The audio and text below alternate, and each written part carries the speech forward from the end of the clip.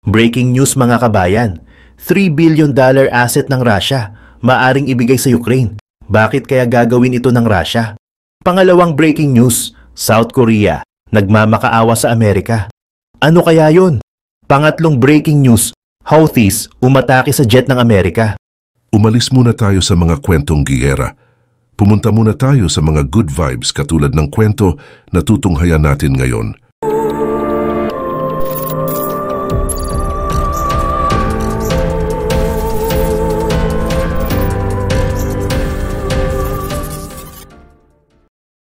Ayon sa dalawang US official na tumangging magpakilala, ang mga Houthi ng Yemen daw ay naglunsad ng mga surface-to-air missiles laban sa isang American fighter jet at isang MQ-9 Reaper drone nitong linggo, ngunit wala namang tinamaan sa dalawa.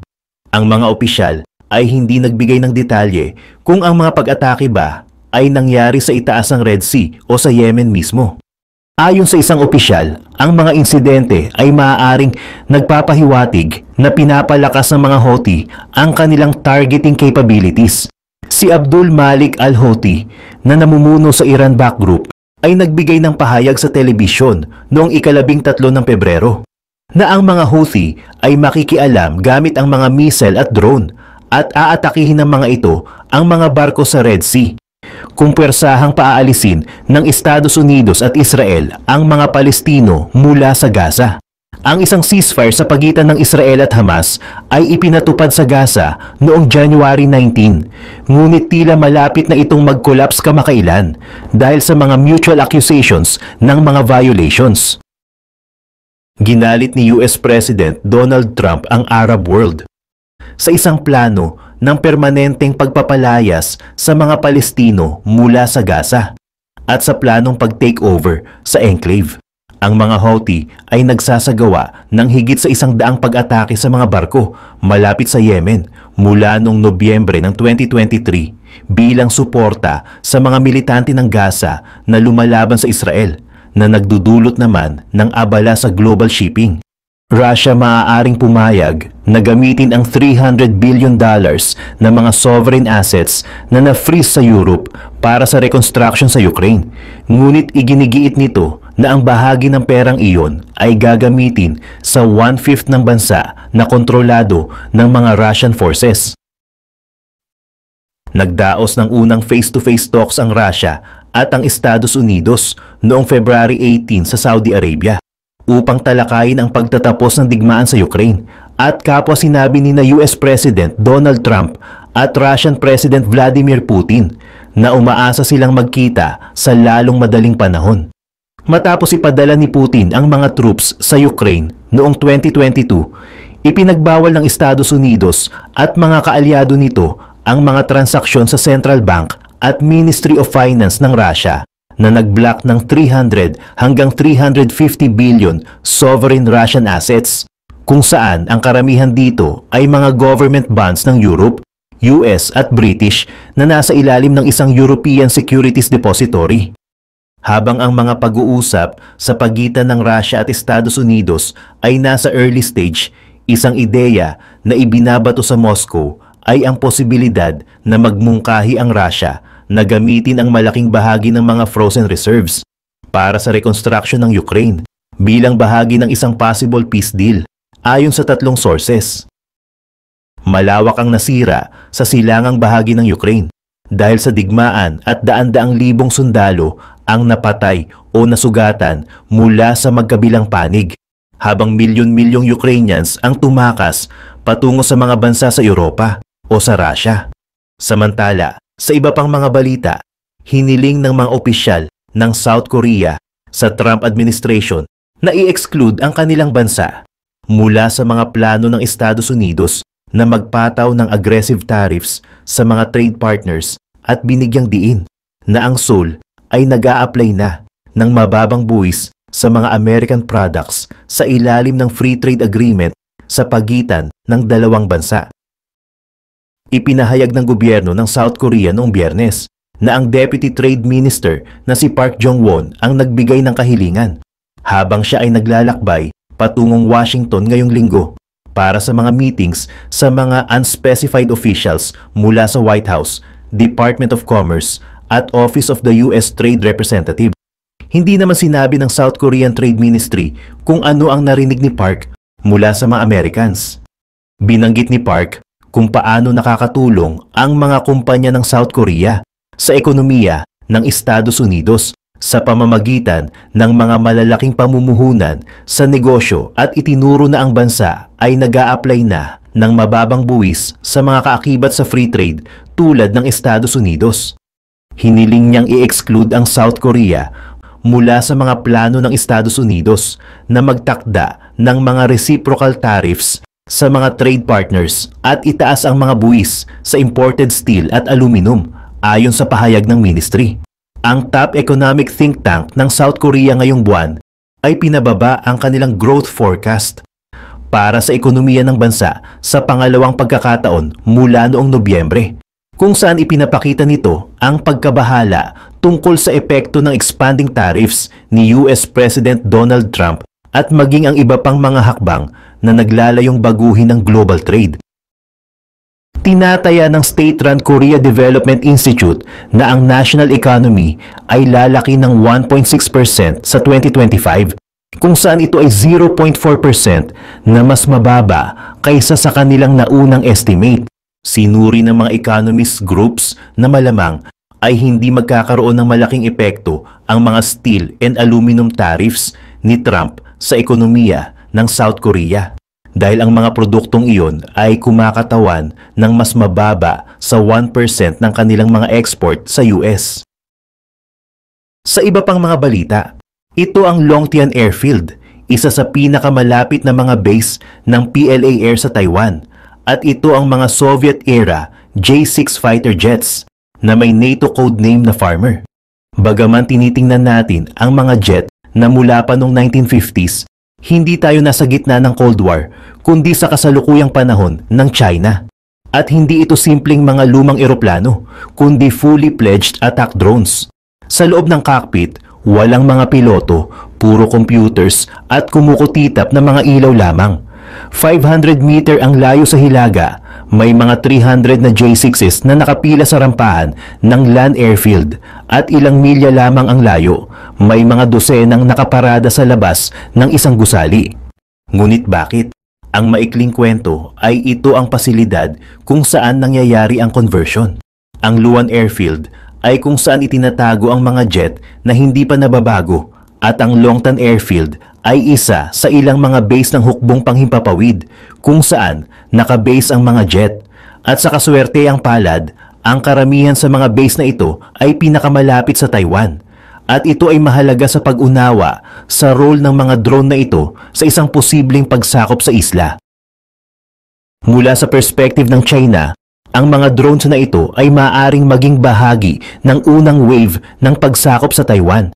Ang paggamit ng mga drone bilang pang-akit para sa mga depensa ng Taiwan o para sa mga kamakazi attacks o kahit sa mga risky ISR missions ay malaki ang maitutulong sa PLA sa paggamit ng mga platform na ito sa buong Taiwan Strait. Ngunit bago tayo mag-dive deep sa kanilang role, tingnan muna natin kung ano ang kaya ng mga eroplanong ito. Ang J-6 ay essential na isang replika ng Soviet MiG-19. Habang ang Soviet Union ay tumigil na sa produksyon noong huling 1960s, patuloy na ginawa ng China ang mga ito hanggang sa kalagitnaan ng 1980s. Sa mahigit 3,000 na nagawa, tinatayang 1,000 pa rin ang nasa operational conditions.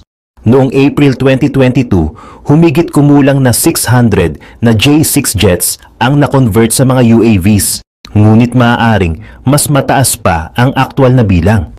Ang mga eroplanong ito ay teknolohiyang luma, ngunit hindi nila kailangang maging advanced. Sa kabaligtaran, ang kanilang kasimplehan sa kasong ito ay isang mahalagang kalamangan. Ang unmanned na kalikasan ng mga UCAV na ito ay nag-aalis ng pangangailangan para sa mga safety checks na kinakailangan para sa mga piloted na eroplano.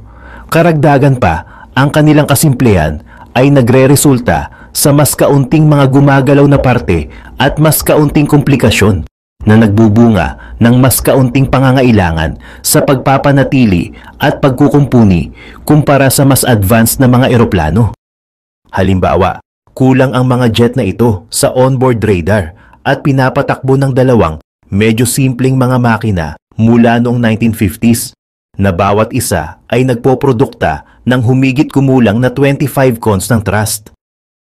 Sapat ito upang itulak ang jet sa supersonic na mga bilis at magdala ng hanggang 1,000 lb ng ordinansa sa loob ng operational range na 350 miles. Ang mga J-6 UAVs ay maaaring magdala ng iba't ibang mga armas, kabilang ang PL-5 air-to-air missiles, anti-runway bombs, at unguided rockets. Ilan sa mga jet na ito ay maaaring muling gamitin para sa mga misyon ng intelligence na nagpapatupad ng risky reconnaissance operations. Ang conversion ng mga lumang fighter sa mga UAV ay nag-aalok ng maraming mga benepisyo. Ang mga converted na jet na ito ay nagpapanatili ng range, payload capacity, maneuverability, at bilis ng kanilang man counterparts na ginagawa silang epektibo at nagbabawas ng panganib ng mga casualties. Karagdagan pa, ang proseso ay medyo straightforward at ang mga misyon ay maaaring i-automate at suportahan ng specialized software na nagbabawas ng pangangailangan para sa mga human operators. Gayunpaman, kung saan hindi maaaring mabawasan ang partisipasyon ng tao ay sa pakikinig sa isa't isa. Ang pangunahing dahilan kung bakit ang mga eroplanong ito ay itinuturing na bahagi ng potensyal na pagsalakay sa Taiwan ay dahil sa kanilang mga base. Ang karamihan sa mga walang tao na J-6 drones ay nakastation sa mga airfield ng PLAAF na pinakamalapit sa Taiwan. Sa madaling salita, ang PLAAF ay tumutukoy sa mga airfield kahit na ito ay mas katulad ng mga airbase. Ang mga satellite image ay nagpapakita na ang mga drone na ito ay pangunahing nakaimbak sa dalawang pangunahing base, ang Longgen at Huan. Ang Longgen ay matatagpuan ng humigit kumulang na 140 miles mula sa Taipei, ang kabisera ng Taiwan, habang ang Huan ay matatagpuan ng 190 miles mula sa Gung, ang pangalawang pinakamalaking lungsod ng Taiwan at logistical hub. Ang lapit ng mga drone na ito sa Taiwan ay mahalaga sa pag-unawa sa kanilang kahalagahan sa isang potensyal na pagsalakay. Sa simula, kahit na ang kanilang limitadong operational range na 350 miles, ang lapit ay nagbibigay daan para sa paglulunsad ng maramihang wave ng mga drone nang walang pangangailangan para sa aerial refueling o iba pang logistical complexities. Ang strategic na posisyon na ito ay nagbibigay kakayahan sa mga drone na mag-hover, mag-reorganize at maglunsad ng coordinated na mga atake ng mabilis. Bukod dito, ang presensya ng J-6 drones malapit sa Taiwan ay lumilikha ng kalituhan at pagkalito, habang ang mas advanced na mga eroplano tulad ng J-11 o J-20 ay mag-trigger ng agarang alarma sa air defenses ng Taiwan. Ang long-term na presensya ng J-6 drones na kasalukuyang ginagamit para sa training purposes ay maaaring lumitaw na mas hindi kaaya-aya.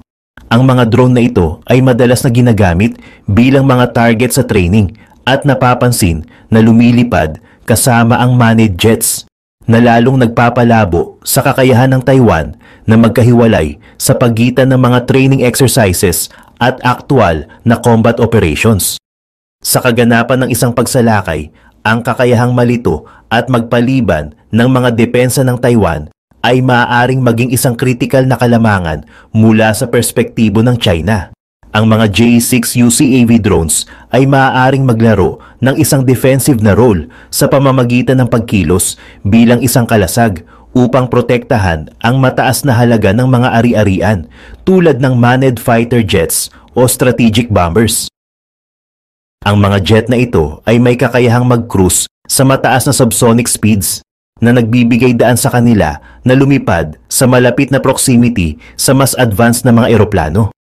Ang taktikang ito ay maglalaman ng mga drone na tumatanggap ng mga tama mula sa air defenses ng Taiwan, habang lumilikha rin ng kalituhan sa radar ng Taiwan sa pamamagitan ng paghalo sa mas mataas na halaga ng mga platform.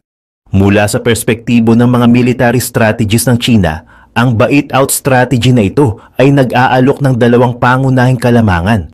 Ang unang wave ng mga drone ay magbubunyag ng apoy mula sa Taiwanese aerial defenses na nagpapahina ng ammunition at nagpapakita ng lokasyon ng mga unit ng Taiwan sa anti-radiation missiles. Pangalawa, ang mga unit ng Taiwan na nakikipag-engage sa kanilang mga target ay na-expose na nagpapakita ng kanilang lokasyon sa anti-radiation missiles o kahit na direktang pakikipag-ugnayan mula sa J6 UAVs. Ang isa pang paggamit ng J6 UAV ay maaaring upang magsagawa ng aerial attacks sa mataas na panganib na mga target. Kahit na technologically outdated, ang sheer na bilang ng mga drone na ito ay nangangahulugan na ang mga puwersa ng Taiwan ay kailangang makipagkumpetensya sa mga wave ng daan-daang J6 ng sabay-sabay. Ang swarming tactic na ito ay ideal para sa pag-overwhelm ng isla na may potensyal na higit sa 1,000 J6 drone na nakastation malapit. Ang mga drone na tumatagos sa air defenses ng Taiwan ay maaari ring gamitin direkta laban sa mga target sa isla. Ang payload ng mga eroplanong ito ay nagpapahintulot sa kanila na magdala ng mga bomba at iba pang mga armas na maaaring gamitin laban sa mga target. Mayroon ding isa pang aspeto na dapat isaalang-alang, ang tinatawag na estratehiya ng sakada na ipinahayag ni Daniel Rice sa isang role para sa Mitchell Institutes of Aeronautics. Mayroong mahalagang katangian ang mga air-based na tahanan ng mga J6 UAV, ang mga matitibay na silungan. Ayon kay Rice, gamit ang analogiya ng mga sikada, maaaring ang mga silungang ito ay mga incubator kung saan itinatago ang mga J6 para sa mahabang panahon at pagkatapos ay ginagamit para sa isang pagsalakay sa Taiwan. Ipinapakita ng mga larawan mula sa satellite na ginagamit nga ng mga J6 ang mga matitibay na silungan na nagpapakita ng mga J6 UAVs na nagtataksi papasok at palabas ng mga pasilidad na ito. Ang pagsusuri sa mga larawan mula sa satellite ni Rice ay nagpapakita ng malaking pagtaas sa konstruksyon ng mga matitibay na silungan simula noong 2008, lalo na tinatayang mayroong kabuuang 126 na matitibay na silungan ang 5 airbase sa loob ng 250 miles radius. Bagaman para sa modernong mga eroplano, ang bilang ay isang matibay na silungan para sa isang eroplano, hindi ito maaaring maging kaso para sa J6 UCAV. Ang mga modernong eroplano ay mas malaki kaysa sa mga legacy jets. Halimbawa, ang J11 ay may halos 2 beses na wingspan ng J6. Ang mga unmanned planes ay nangangailangan din ng mas kaunting maintenance at paghahanda ng flight kumpara sa manned aircraft na nagpapahintulot sa mas simpleng mga gawain sa loob ng mga silungan at mas mahabang mga panahon ng imbakan sa pagitan ng maintenance. Iminumungkahi ni Rice na kung ang bawat silungan ay maaaring mag-accommodate ng 3 UAVs, maaaring ma-forward position ng mga puwersang Chinese ang humigit kumulang na 300 na eroplano. Matapos ipadala ang unang wave ng mga J6 UAVs, maaaring gamitin ang mga silungang ito para sa preposisyon ng mataas na halagang mga eroplano na mas malapit sa baybayin na nagtatago sa kanila mula sa mga sistema ng maagang babala ng US at Taiwan. Karaniwan, ang mga eroplanong ito ay batay sa mga patlang ng Eastern Theater Command na matatagpuan sa mas malalim na inland, tulad ng isang sikada na naghihintay ng kanyang oras sa ilalim ng lupa bago lumabas. Maaaring mas strategically position ang mga J6s, handang ilunsad sa aksyon kapag tama na ang oras. Ang paggamit ng mga legacy aircraft upang magsilbing pain para sa mga bagong anti-air systems ay hindi bago. Sa panahon ng tunggalian sa pagitan ng Armenia at Azerbaijan sa pinagtatalunang rehiyon ng Nagorno-Karabakh, ginamit ng Azerbaijan ang mga converted unmanned 1950s AN-2 crop dusters bilang mga paint drones upang tuksuhin ang mga air defense ng Armenia at ilantad sila sa mga counter-strike mula sa naghihintay na mga bala o mga anti-radiation missile na inilunsad mula sa iba pang mga platform na may mataas na halaga. Upang palalain ang sitwasyon, ang mga AN-2 ay nilagyan ng mga bomba na ginagawa silang isang pangunahing target para sa mga depensa o kung hindi man ay isang banta sa iba pang mga layunin kung hindi sila haharapin. Bago ang tunggalian, mayroong 61 na mga platform ang Armenia, ngunit sa katapusan ng tunggalian, tanging 26 na eroplano lamang ang maaaring makita.